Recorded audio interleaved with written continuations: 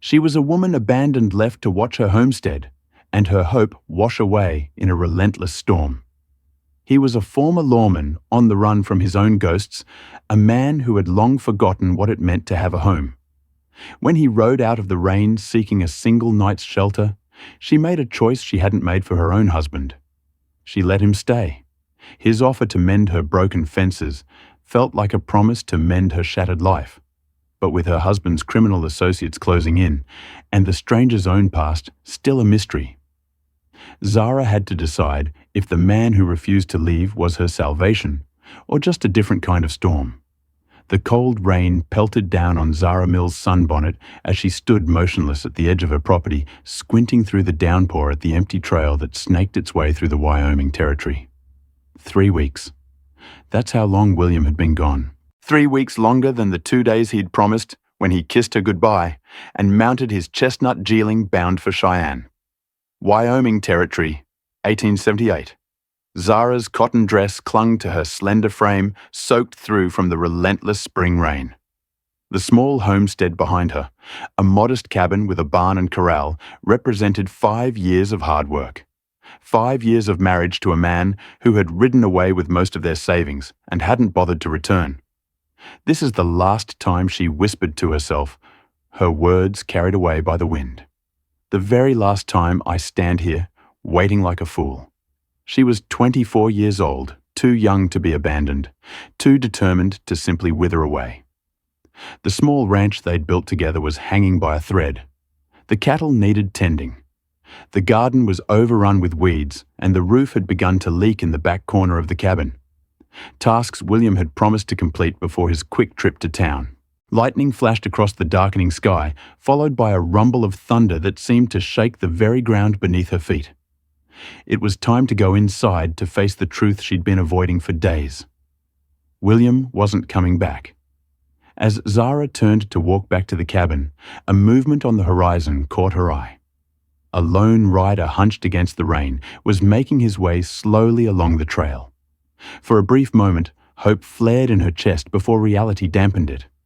The silhouette was all wrong, too tall, too broad across the shoulders to be William.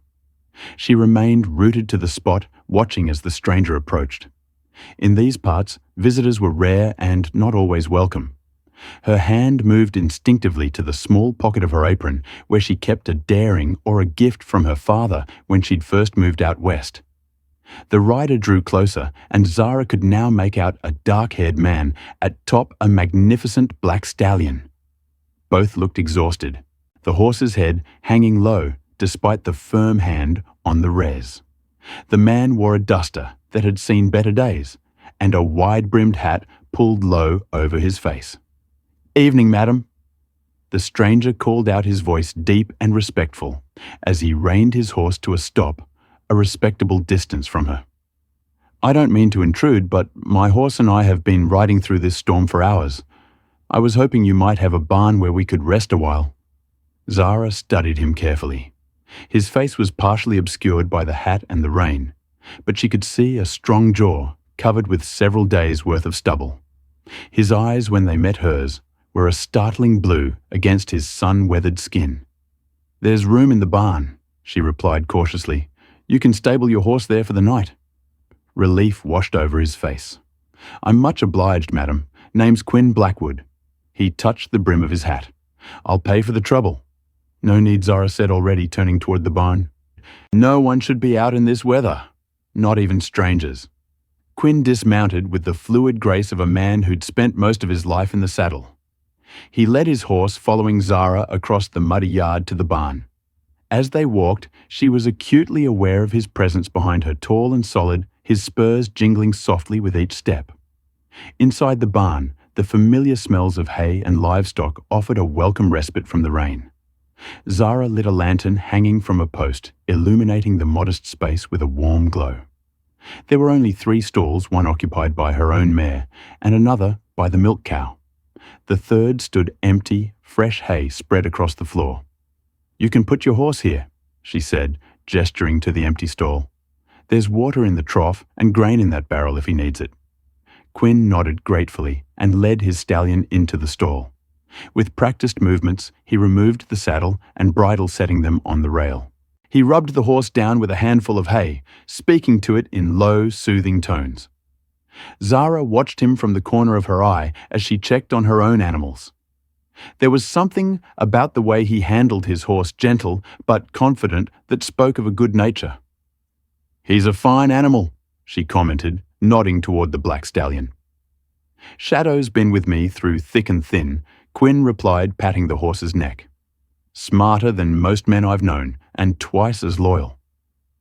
The way he said it, with a hint of bitterness beneath the affection, made Zara wonder what kind of men Quinn Blackwood had known in his life.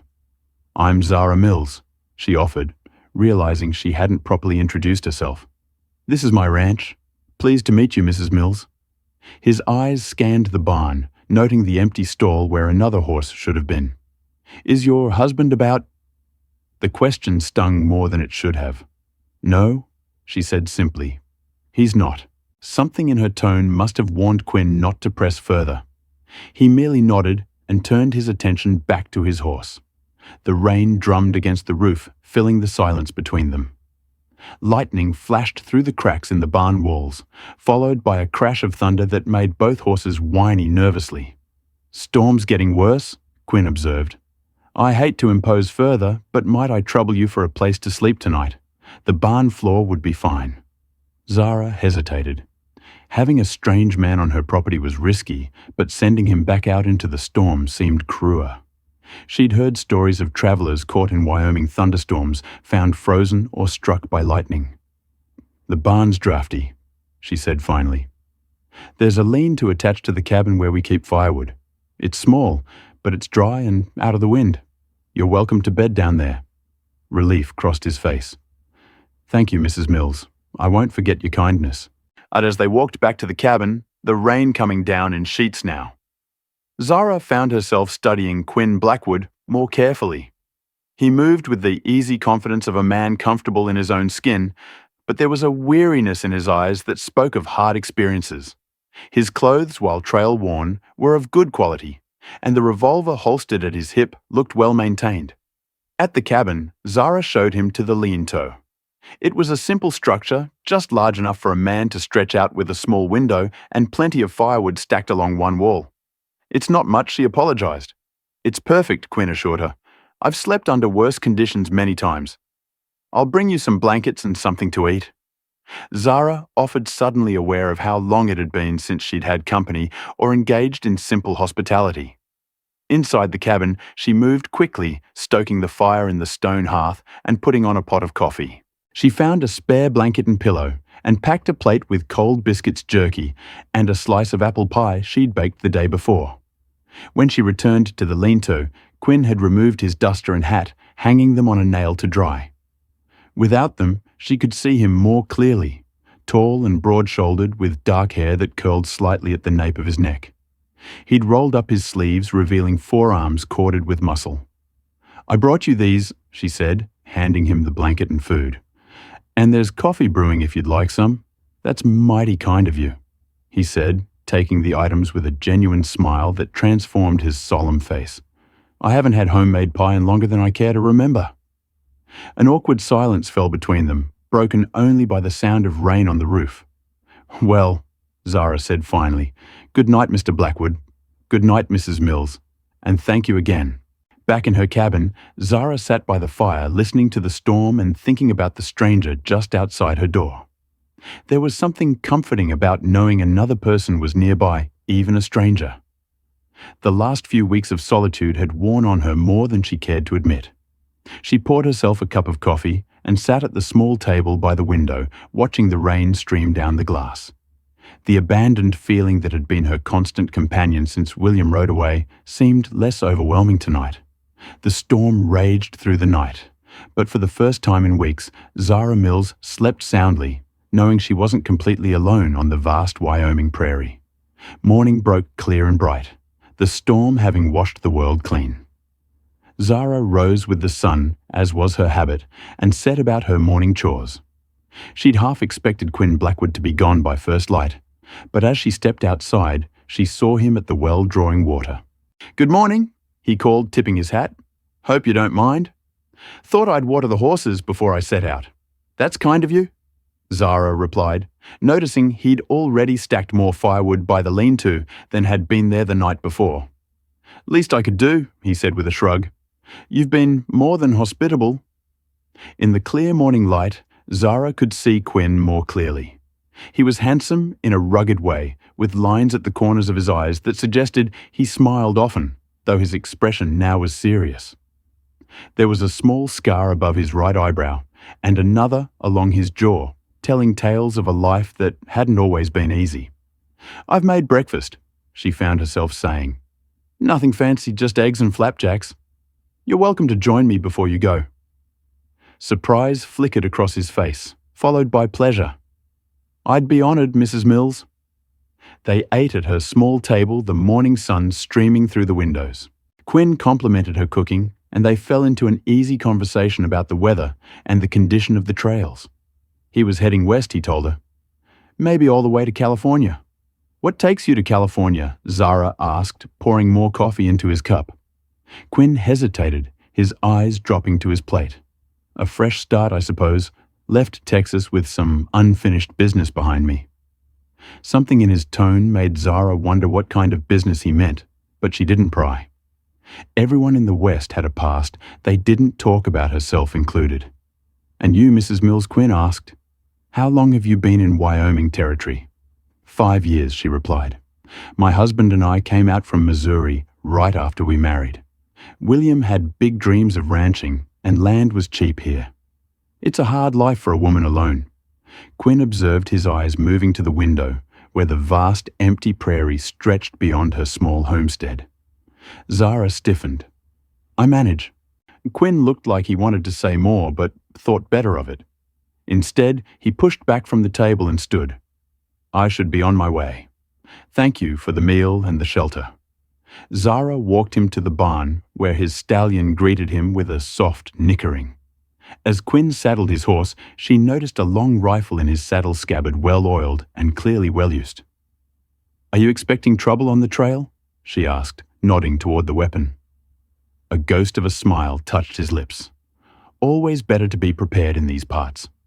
As he mounted up, Quinn paused, looking down at Zara with those striking blue eyes. Mrs. Mills, I don't mean to overstep, but your corral fence has some loose posts on the north side, and that roof of yours looks like it could use patching. Zara felt a flush of embarrassment. The repairs had been piling up since William left tasks she couldn't manage alone. I'm aware, she said stiffly. Quinn seemed to sense her discomfort. I could stay a day or two, he offered. Help with the repairs before I move on in exchange for the hospitality. Zara should have said no. A strange man offering to stay on her property. It wasn't proper, wasn't safe, but the thought of another day alone, struggling with tasks that required a man's strength, was more daunting than the risk of trusting this stranger.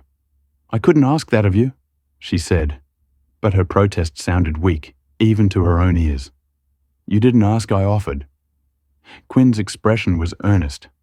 Look, Mrs. Mills, I'm handy with tools and I know my way around a ranch.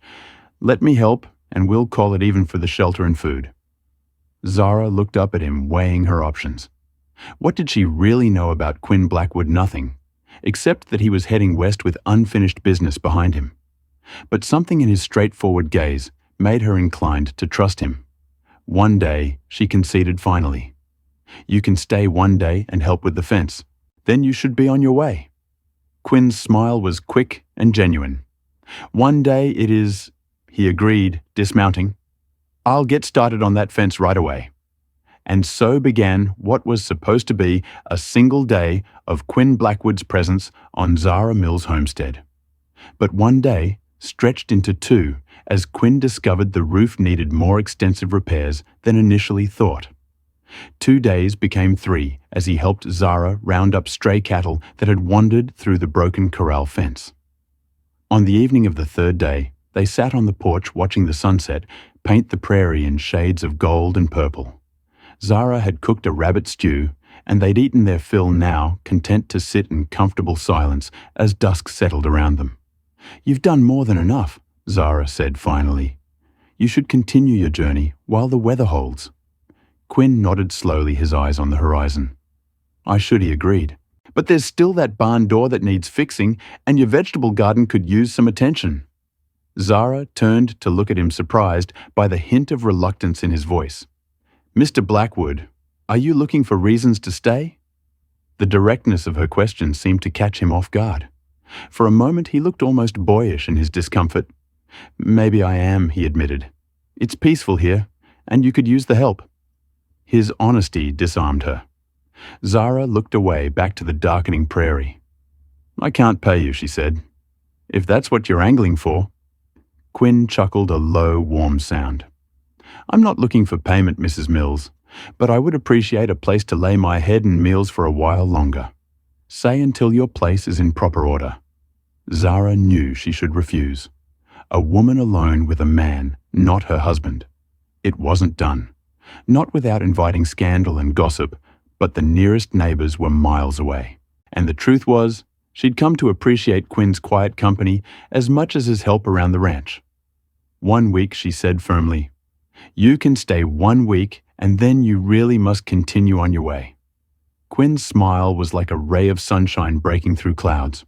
1 week, he agreed, though something in his eyes suggested he might have other ideas.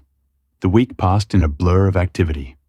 Quinn proved to be as good as his word, skilled with tools and knowledgeable about ranching. He fixed the roof, repaired, the corral fence, hung a new barn door, and even helped Zara plant a new section of the vegetable garden. In the evenings, they would sit on the porch or by the fire, talking about everything and nothing. Quinn told her stories of his travels across Texas and New Mexico, carefully avoiding any mention of the unfinished business that had sent him westward. Zara shared tales of her childhood in Missouri, of her parents who had died of fever the year before she married William. She found herself looking forward to these evening conversations, to the sound of Quinn's deep voice and his unexpected bursts of laughter. There was an ease between them that she'd never experienced with William, who had always been restless, always planning the next venture, the next improvement, the next trip to town. On the 7th day, as promised, Quinn saddled Shadow and prepared to leave. Zara stood in the yard, watching him check the cinch and secure his bedroll, feeling a heaviness in her chest she hadn't anticipated. Well, Mrs. Mills, Quinn said, turning to face her, hat in hand, I believe our arrangement has come to an end. Zara nodded, unable to trust her voice. A week ago she'd been standing in the rain, abandoned and alone. Now she was watching another man ride away, and somehow it hurt just as much. Quinn seemed to hesitate, his fingers fidgeting with the brim of his hat. I want to thank you, he said finally, for your hospitality and your trust. It's meant more than you know. And I thank you, Zara replied, finding her voice at last, for all your help. The ranch hasn't looked this good since. She trailed off, unwilling to mention William's name. Quinn nodded in understanding. He placed his hat on his head and moved to mount his horse, then paused, turning back to her with an intensity in his eyes that made her breath catch. Zara, he said the first time he'd used her given name. I don't want to leave. The simple declaration hung in the air between them, honest and raw. Zara's heart thundered in her chest, a mixture of hope and fear washing over her. You have to, she said softly. You have business in California, and I gestured helplessly at the ranch around them.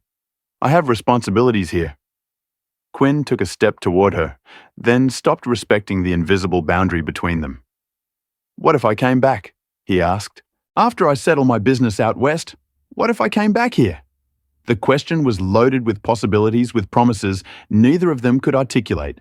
Zara looked into his blue eyes and saw sincerity there, and something else, something warm and tender that made her cheeks flush. Why would you do that? She asked, needing to hear him say it. Quinn's smile was gentle. Because in 1 week I found more peace here than in years of wandering. Because he took a deep breath. Because I think there could be something between us, Zara Mills. Something worth exploring if you'd be willing. Zara's mind raced. She was still a married woman, at least as far as she knew. William might return any day, though in her heart she was beginning to accept that he wouldn't. And here was Quinn Blackwood, a man she barely knew offering her a chance at something she'd thought lost forever. "I can't make any promises," she said carefully. "Not while things stand as they do." Quinn nodded, understanding the complexity of her situation. "I'm not asking for promises. Just leave the door open. That's all I ask." Zara found herself nodding. "The door will be open, Quinn, if you choose to come back." Relief and joy spread across his face. He mounted shadow with fluid grace, then looked down at her one last time. "I will come back, Zara Mills. You have my word on that." And then he was riding away, a solitary figure, growing smaller against the vast Wyoming landscape.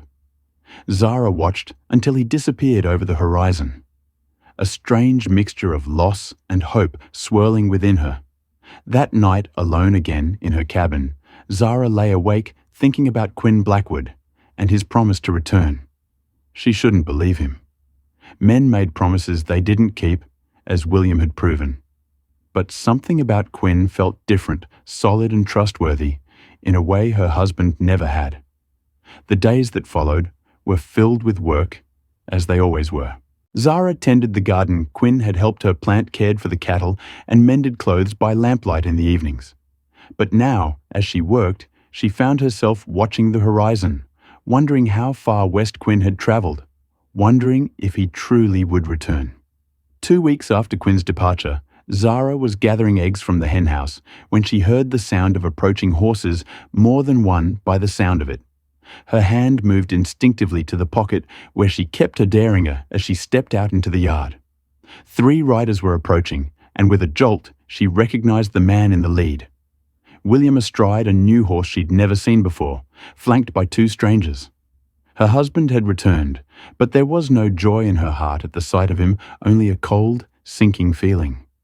William Mills had never been a large man, but he'd lost weight since she'd last seen him. His once handsome face looked haggarded, his clothes disheveled despite being of finer quality than what he'd worn when he left. As he drew closer, Zara could see a nervous energy about him, his eyes darting around the property as if looking for something or someone. "Zara," he called, his voice overly cheerful. "Look who's home." She did not move to greet him, standing her ground as the 3 men dismounted. William approached her with arms outstretched, as if expecting an embrace she had no intention of giving. "No welcome for your husband?" he asked, his smile faltering slightly. "You've been gone 6 weeks, William," Zara said coldly. "You said 2 days." William's smile became strained. "Business took longer than expected, darling. But I'm back now, and with good news." He gestured to the 2 men behind him. "This is Mr. Jenkins and Mr. Doyle, business associates from Denver. We're going to be rich, Zara." The men tipped their hats to her, but there was something in their eyes that made Zara uneasy, a calculating look that reminded her of coyotes eyeing a henhouse. "What kind of business?" she asked, not bothering to hide her skepticism. William waved his hand dismissively. "Nothing for you to worry about, just some investments that are about to pay off handsomely." He looked around the ranch, nodding appreciatively. "Place looks good, better than when I left. You've been busy." Zara said nothing about Quinn's help. Something told her it would be unwise to mention another man had been staying on the property. "Your associates can sleep in the barn," she said stiffly. "I'll prepare supper." As she turned to go inside, William caught her arm. Now, darling. Is that any way to treat our guests? Surely we can do better than the barn." Zara pulled her arm free. "The barn is all I have to offer. Take it or leave it." She walked into the cabin, aware of the men exchanging glances behind her. Something was wrong. William had never brought business associates home before, and his nervous manner suggested trouble. Whatever scheme he was involved in, Zara wanted no part of it. That evening, after a tense supper where William talked too much and his associates said too little, Zara cleared the table while the men moved to the porch with a bottle of whiskey William had produced from his saddlebag. Through the open window, she could hear fragments of their conversation, something about a shipment money owed and a deadline. Later, when William came to bed smelling of whiskey and trail dust, he tried to embrace her. Zara turned away, facing the wall, still angry. William asked, his tone wheedling. "Come now, Zara. I came back, didn't I? And soon we'll have money. Real money, not the pittance we make from this God-forsaken ranch." "Where did you go?" Zara asked, her backs to him. "What did you do with our savings?" There was a pause before William answered, his voice carefully controlled. "I invested it in our future without asking me. It was my money to money I earned, selling eggs and milk while you dreamed your big dreams." William's hand gripped her shoulder, turning her to face him. In the dim light of the oil lamp, his face looked harder than she remembered. The boyish charm replaced by something calculating. "You're my wife," he said, his voice low. "What's yours is mine. That's the law."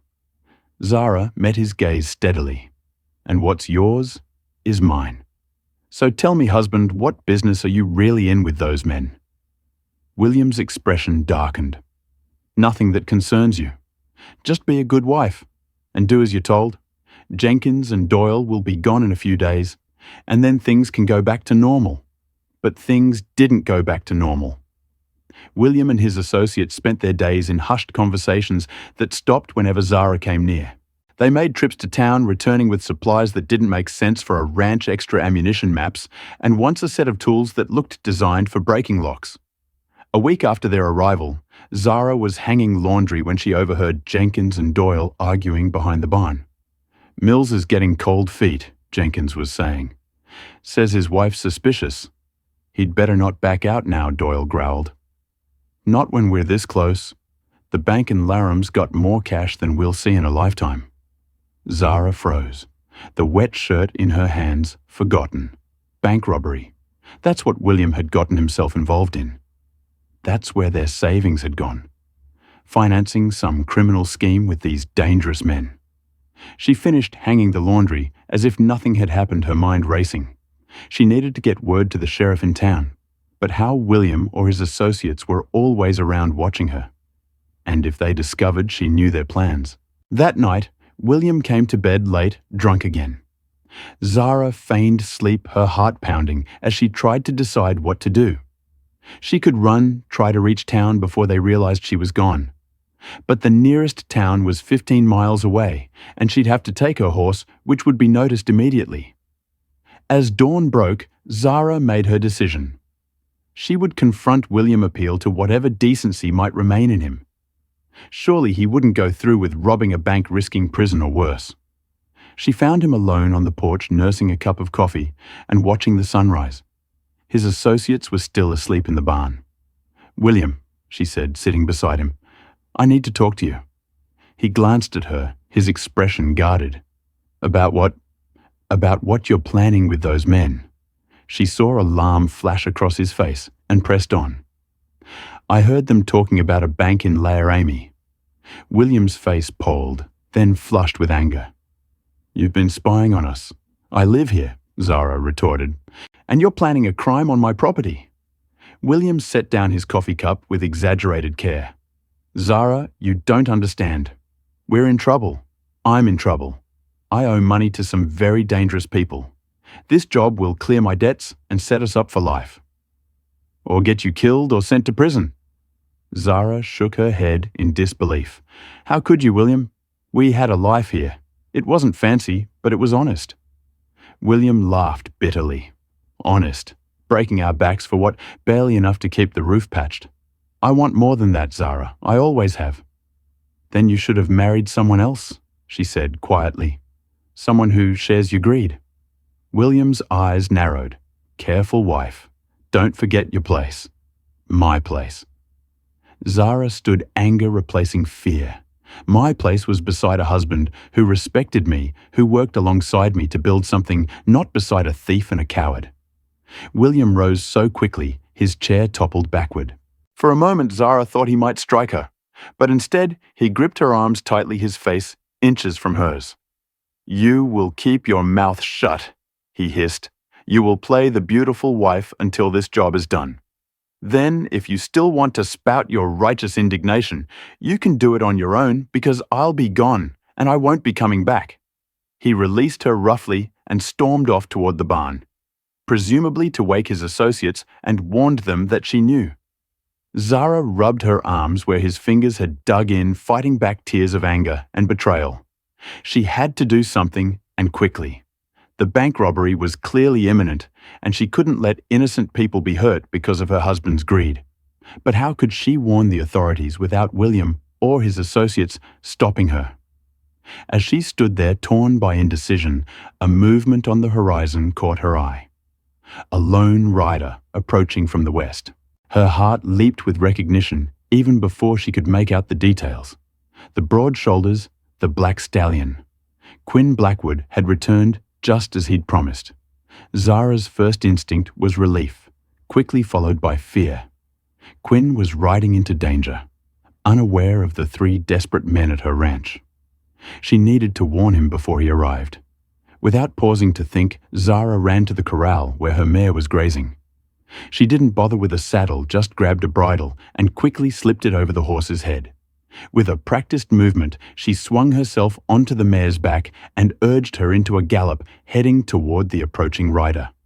She was halfway across the open prairie when she heard shouting behind her. Glancing back, she saw William and Jenkins mounting up clearly, intending to pursue her. Doyle remained at the ranch, rifle in hand. Zara urged her mare faster, her eyes fixed on Quinn, who had clearly spotted her and was quickening his pace to meet her. The distance between them closed rapidly, and soon she could see the confusion and concern on his face. "Zara," he called as they drew near. "What's wrong, Quinn? You have to turn back," she gasped, reining her mare to a stop beside him. "It's not safe. William is back with 2 men. They're planning to rob the bank and larry me, and now they know that I know." Quinn's expression hardened as he looked past her to the 2 riders approaching. "Is that William?" he asked, his hand moving to the revolver at his hip. "Yes, and one of his associates." Zara glanced back nervously. The other one still at the ranch with a rifle. "Quinn, please, you need to go. Get the sheriff from Laramie." But Quinn shook his head, his blue eyes fierce with determination. "I'm not leaving you, Zara. Not with them." Before she could argue further, William and Jenkins arrived, their horses breathing hard from the chase. William's face contorted with rage when he saw Quinn. "Who the hell is this?" he demanded, looking from Quinn to Zara. Understanding dawned on his face, followed by a sneer. Well, my wife didn't waste any time finding company while I was gone." "William, it's not what you think," Zara began, but Quinn cut her off. "Mr. Mills," he said, his voice deceptively calm. "Your wife has just informed me that you and your associates are planning to rob the bank in Laramie. I suggest you reconsider that plan." Jenkins cursed, reaching for his gun, but Quinn was faster. In one fluid motion, he drew his revolver and aimed it steadily at Jenkins' chest. "I wouldn't," Quinn warned, his voice hard as steel. "I rarely miss." William's face had gone pale. "Zara, get back to the ranch," he ordered. "This doesn't concern you anymore." "It very much concerns her," Quinn countered. "This is her home, and you've brought danger to it." He glanced at Zara. "Mrs. Mills, I think it would be best if you rode to town and fetched the sheriff." William laughed harshly. "And tell him what, that her husband and his friends are planning a robbery. She has no proof, and she's just a woman. No one will believe her over us." Zara felt a surge of anger at his dismissal. "They'll believe me when I tell them to search your saddlebags for those tools you brought back yesterday. The ones designed for breaking into a bank safe." William's expression confirmed her suspicions. "You little careful," Quinn interrupted, his gun unwavering. "That's no way to speak to a lady." The tension in the air was palpable. 4 people on horseback in the middle of the Wyoming prairie. A standoff with no clear resolution. Zara's mind raced, trying to find a way out of this dangerous situation. "William," she said, finally keeping her voice calm, "it's not too late to stop this. Send your associates away. Give up this plan. We can still make things work here if that's what you want." For a moment, something flickered in William's eyes. Regret, perhaps, or recognition of what he was throwing away. Then Jenkins spoke, his voice cold. "Don't listen to her, Mills. Remember what Doyle said. We're in this too deep to back out now." William's expression hardened again. "Zara, this is your last chance. Come back to the ranch. Keep your mouth shut, and when this is over, I'll make sure you're taken care of." Zara straightened her back, looking her husband in the eye. "No, William, I won't be part of this, and I won't let you hurt innocent people for your greed." William's face twisted with rage. "Then you've made your choice." He turned to Jenkins. "Let's go. We need to warn Doyle and move up our timeline." As they turned their horses, William looked back at Quinn with pure hatred. "As for you, whatever your name is, if I see you again, I'll kill you." Quinn didn't respond, his gun still trained on the retreating men, until they were a safe distance away. Only then did he holster his weapon and turn to Zara, concern etched on his face. "Are you all right?" Zara nodded, though she felt far from all right. Her hands were shaking, and the reality of what had just happened was beginning to sink in. "We need to warn the sheriff," she said. "They'll move quickly now." Quinn reached across the space between their horses and took her hand, his touch warm and reassuring.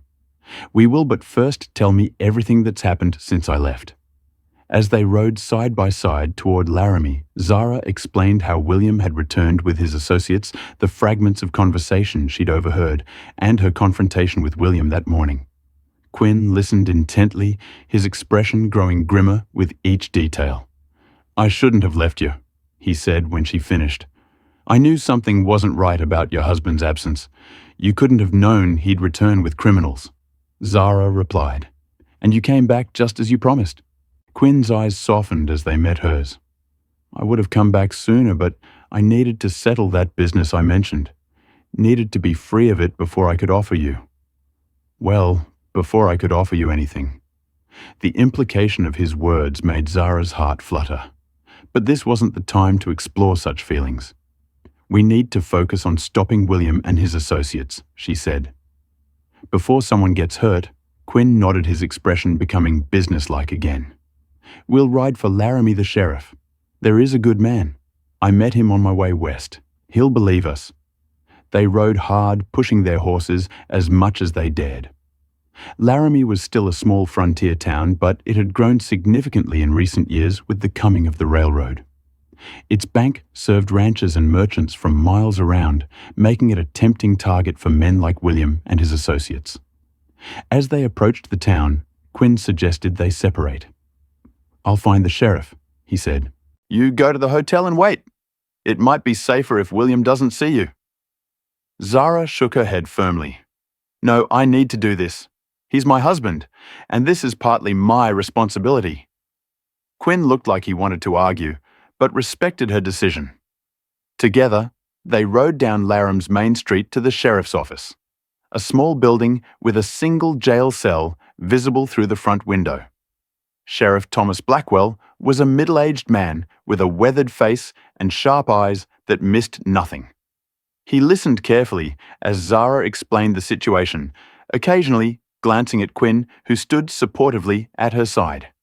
"Mrs. Mills," the sheriff said when she finished, "these are serious accusations against your husband. Are you absolutely certain about what you heard?" "I am," Zara replied steadily. "Sheriff, I wouldn't be here if I wasn't sure. William and his associates were planning to rob your bank, and now that they know I've discovered their plan, they might act even more rashly." Sheriff Blackwell stroked his mustache thoughtfully, then turned to Quinn. "And you, Mr. Blackwood, you're involved in this. How exactly—" Quinn met the sheriff's evaluating gaze without flinching. "I was passing through Mrs. Mills' property some weeks ago. She offered me shelter during a storm, and I stayed on to help with some repairs. I returned today to check on things and found this situation. There was more to it than that, of course, but Quinn kept his explanations simple and free of any hint of impropriety." Zara was grateful for his discretion. The sheriff nodded slowly. "I know you by reputation. Blackwood heard you were a Texas Ranger before you headed west." This was news to Zara, who glanced at Quinn in surprise. He nodded slightly, confirming the sheriff's statement. "I was," Quinn acknowledged. "Left the service 6 months ago, but old habits die hard. When I saw a woman in trouble, I couldn't ride away." Sheriff Blackwell seemed to come to a decision. "All right. I'll post deputies at the bank, and we'll keep an eye out for your husband and his associates. In the meantime, Mrs. Mills, I suggest you find somewhere safe to stay until this is resolved. She can stay at the hotel Quinn offered. I'll make sure she's protected."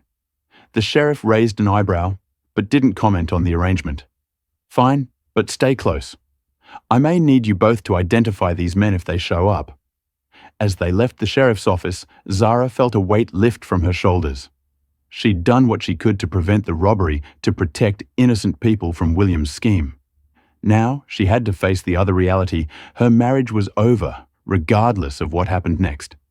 "A Texas Ranger?" she asked Quinn as they walked toward the hotel.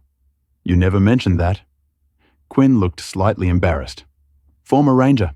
It didn't seem relevant at the time." "It might have been relevant when you were offering to stay at my ranch," Zara pointed out. "It explains a lot about you, though." "Does it?" Quinn asked, curious. "The way you handle yourself, the gun? The way you assess everything around you? Always aware." Zara smiled slightly. "I thought you were just naturally cautious." 8 years in the Rangers will do that to a man," Quinn admitted. "But I left that life behind for a reason. Wanted something quieter." They reached the hotel, a 2-story building with a wide porch and clean windows. Inside, Quinn arranged for a room for Zara, insisting on paying for it himself. The clerk eyed them curiously, but asked no questions. "I'll take a room down the hall," Quinn told her as they climbed the stairs. "Close enough if you need anything, but—" He trailed off, aware of the proprieties. Zara appreciated his consideration. Despite the urgency of their situation, he was careful of her reputation. "Thank you, Quinn, for everything." At her door they paused, suddenly awkward with each other. There was so much unsaid between them, so many feelings just beginning to take shape. But now wasn't the time to explore them. "Try to rest," Quinn said gently. "I'll check with the sheriff later. See if there's any news." Zara nodded, then impulsively reached out and squeezed his hand. "Be careful." His fingers closed around hers, briefly, warm and strong. Always Em alone in her hotel room. Zara sat on the edge of the bed trying to process everything that had happened. In the span of a few weeks, her life had been completely upended. William's betrayal, Quinn's return, and now this flight to town to prevent a crime, it was almost too much to comprehend. And yet beneath the turmoil, there was a strange sense of clarity. For years, she'd been living William's dream, supporting his ambitions while suppressing her own desires for stability and honest work. Now faced with the stark reality of who her husband truly was, Zara felt as if a veil had been lifted. She could see clearly now, not just William's flaws, but her own strength. She had built that ranch as much as William had. She had kept it running during his frequent absences, and she had found the courage to stand up to him when it mattered most. Whatever happened next, Zara knew she would survive it. A knock at her door startled her from her thoughts. Cautiously, she approached. "Who is it, Quinn?" came the response. "The sheriff needs us." Zara opened the door to find Quinn, looking grave. "What's happened? William and his associates were spotted at the edge of town," Quinn explained as they hurried down the stairs. "Sheriff Blackwell wants us to identify them from a distance. Make sure they are the right men before he makes a move." The sheriff was waiting outside the hotel, mounted on a sturdy bay jailing. 2 deputies flanked him, both armed with rifles. "Mrs. Mills, Mr. Blackwood." The sheriff greeted them. "My deputy spotted 3 men matching your description, scouting the bank about half an hour ago. They've retreated to a line shack just outside town. I need you to confirm it's them before we move in." Quinn helped Zara mount her mare, then swung up onto Shadow's back. They followed the sheriff and his deputies out of town, staying on the main road for about a mile before veering off onto a small trail that led into a copse of cottonwoods. "The shack's just beyond those trees," Sheriff Blackwell explained in a low voice as they dismounted. "We'll approach on foot from here. Stay behind us and keep quiet." They crept through the trees, Zara's heart pounding so loudly she was sure everyone could hear it. Quinn stayed close beside her, his presence reassuring in the tense situation. The line shack came into view, a small dilapidated structure that had probably once housed ranch hands during roundup. 3 horses were tethered outside, one of which Zara recognized as William's new mount. Sheriff Blackwell passed Zara his field glasses. "Take a look, Mrs. Mills. Are those your husband's horses?" Zara peered through the glasses, focusing on the animals first, then on the shack itself. Through a dirty window, she could make out 3 figures inside. "Yes," she confirmed. "That's William's horse, and I recognized the men inside. It's them." The sheriff nodded grimly, taking back the glasses. "All right, here's what we'll do. My deputies and I will approach from 3 sides. Mr. Blackwood, I'd appreciate your assistance in covering the 4th side, given your experience."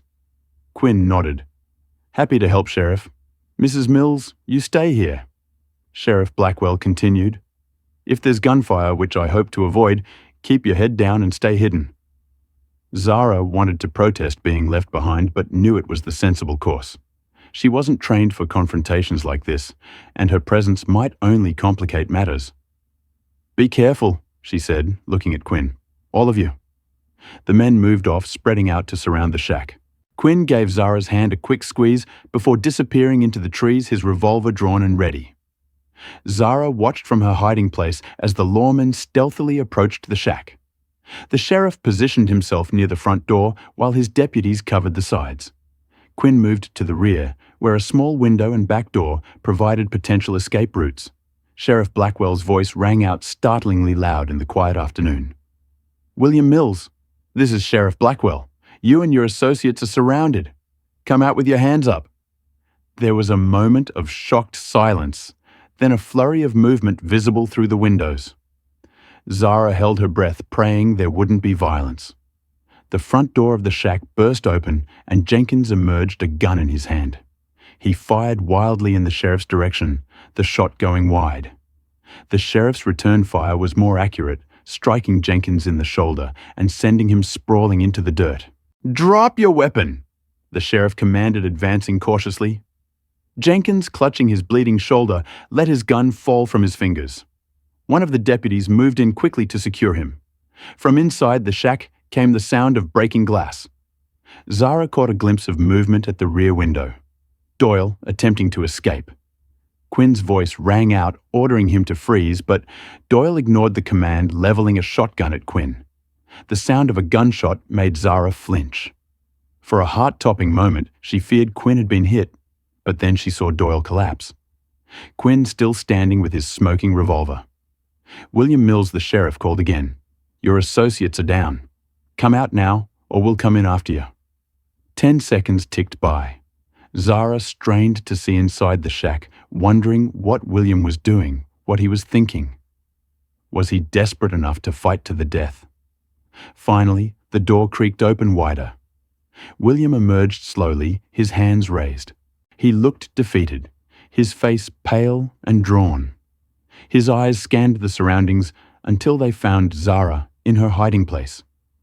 For a long moment, they stared at each other. Husband and wife, now irreparably divided. There was no anger in William's gaze now, only a weary resignation. He seemed to nod slightly, as if acknowledging the end of something, before the deputies moved in to handcuff him. The aftermath was a blur of activity. Jenkins and Doyle were treated for their wounds by the town doctor, then locked in the jail alongside William. Sheriff Blackwell took statements from Quinn and Zara, documenting the planned robbery and the confrontation at the line shack. "They'll be transferred to Cheyenne for trial," the sheriff explained. "Bank robbery is a federal offense, especially with the violence they demonstrated today. They're looking at significant prison time." Zara nodded, the reality of William's fate settling heavily on her. Despite everything, there was a part of her that mourned for the young man she'd married, for the dreams they'd once shared. "I'd like to see him," she said before he's transferred. The sheriff hesitated, glancing at Quinn, who had remained steadfastly by Zara's side throughout the ordeal. "Are you sure that's wise, Mrs. Mills? I'm sure," Zara replied firmly. "I need to say goodbye." Sheriff Blackwell nodded reluctantly. "All right, 5 minutes under my supervision." William sat on the narrow cot in his cell, his head in his hands. He looked up when Zara approached, surprise flickering across his face. "Didn't expect to see you again," he said, his voice rough with emotion. "I needed to understand," Zara replied, standing a careful distance from the cell bars. "Why, William?" We had a life together.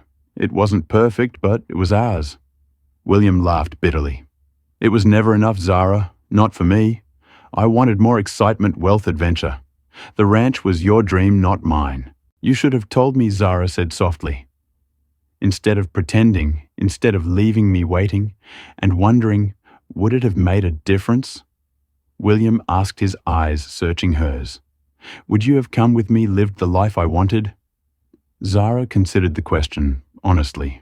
No, she admitted. I wouldn't have. But at least we could have parted honestly instead of this. William nodded, accepting her answer.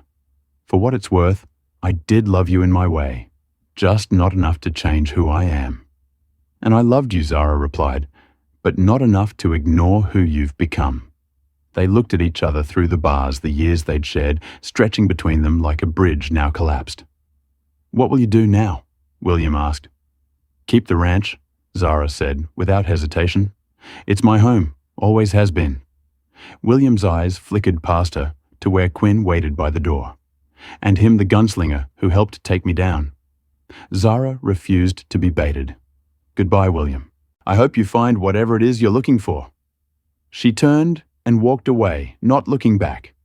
Some chapters needed to be closed firmly with no possibility of reopening. Outside the jail, Quinn waited, his expression concerned. All right, he asked simply. Zara nodded, surprising herself with how true it was. Yes, I think I am. They walked together to the hotel, the setting sun painting Laramie's dusty streets in shades of gold and amber. Neither spoke, but the silence between them was comfortable, filled with unspoken understanding. At the hotel entrance, Zara paused, looking up at Quinn. Thank you, she said, for coming back when you did, for helping me through this. Quinn's blue eyes were warm as they met hers. I told you I'd return. You did, Zara acknowledged. I just didn't expect it to be in the middle of such chaos. Quinn smiled, the expression transforming his serious face. Life rarely unfolds the way we expect. Mrs. Mills. Zara, she corrected him. I think after everything you can call me Zara. His smile deepened. Zara, he repeated, as if savoring the sound. Would you join me for dinner? I think we've earned a quiet meal after today's excitement. Zara hesitated only briefly. William was in jail soon to be transferred for trial. Her marriage was effectively over, though the legal formalities would take time. Was it wrong to share a meal with Quinn under these circumstances? But the warmth in his eyes, the quiet strength he'd shown, and the respect with which he'd treated her throughout their acquaintance, decided her. I'd like that, she said, very much. Over dinner in the hotel's small dining room, they talked not of William or the day's events, but of themselves. Quinn told her more about his years as a Texas Ranger, the good he'd done, and the toll it had taken. The unfinished business that had sent him west, he explained, was delivering evidence against a corrupt former colleague, a duty now completed. And now, Zara asked, what does Quinn Blackwood want from life? Quinn considered the question, his eyes never leaving hers. Something simpler than what I had. Land of my own, perhaps, a place to put down roots. And he hesitated, then continued with quiet sincerity, someone to share it with, someone who values honesty and hard work, as much as I do.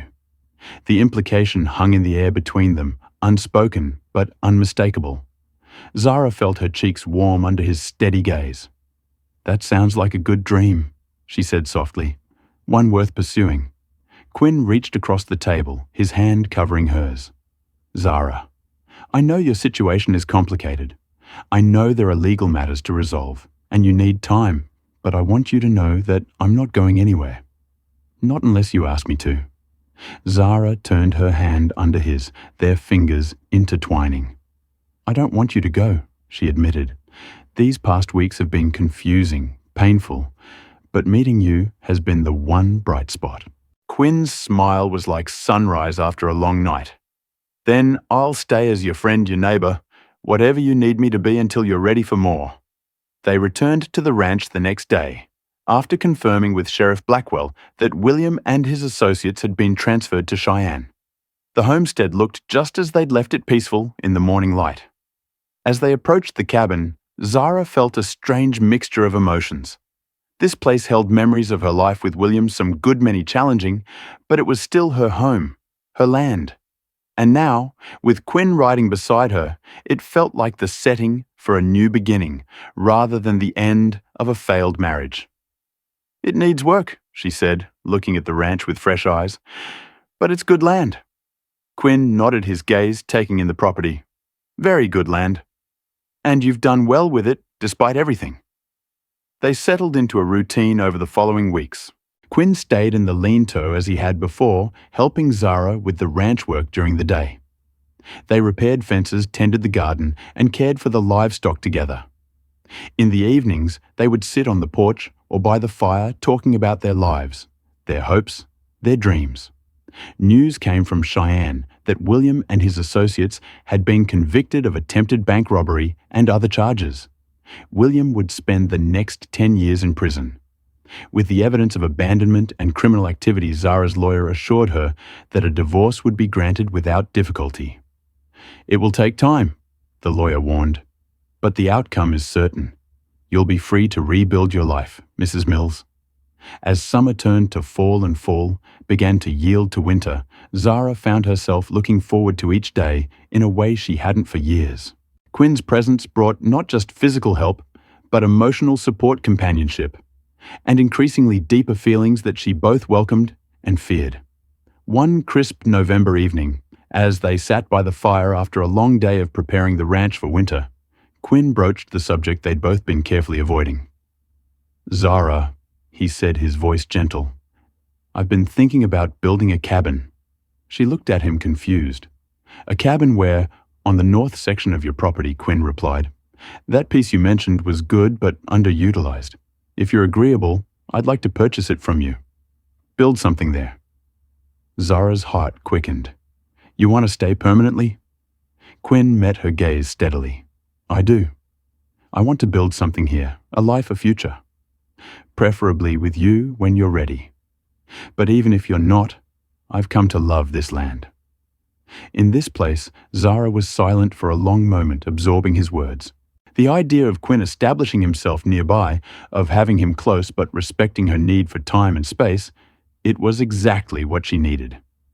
"I think that's a wonderful idea," she said, finally, her voice soft with emotion. "The north section would be perfect for you." Quinn's smile was brilliant in the firelight. "Thank you, Zara. I promise to be a good neighbor." The best neighbor, she agreed, returning his smile. "And perhaps, someday, more than that."